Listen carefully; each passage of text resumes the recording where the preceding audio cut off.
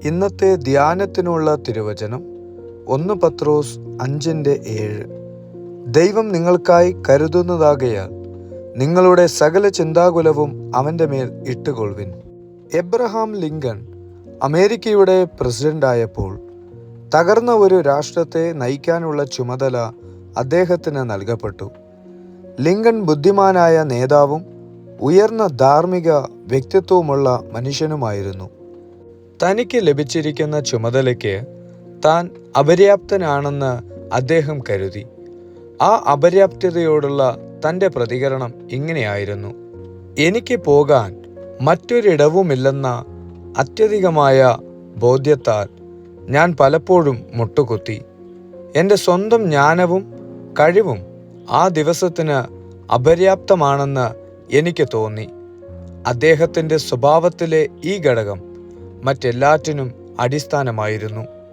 ജീവിതത്തിലെ വെല്ലുവിളികളുടെ ഘനവും നമ്മുടെ സ്വന്തം ജ്ഞാനത്തിൻ്റെയും അറിവിൻ്റെയും ശക്തിയുടെയും പരിമിതികളും നമ്മെ പിടിമുറുക്കുമ്പോൾ ലിങ്കനെ പോലെ പരിമിതികളില്ലാത്ത യേശുവാണ് നമ്മുടെ പൂർണ്ണ ആശ്രയം.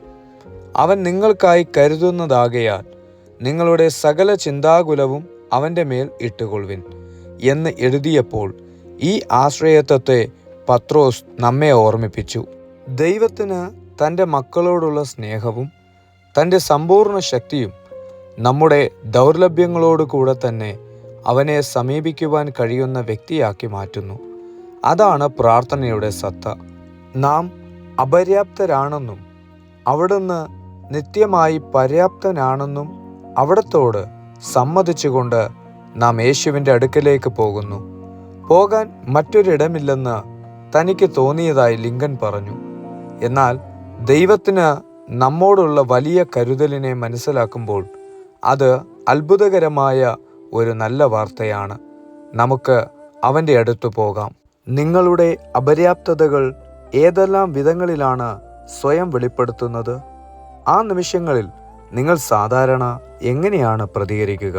നമുക്ക് ദൈവത്തോട് പറയാം: സർവവും തികഞ്ഞ ദൈവമേ, അങ്ങില്ലാതെ എനിക്ക് ഒന്നും ചെയ്യാൻ കഴിയില്ലെന്ന് എനിക്കറിയാം.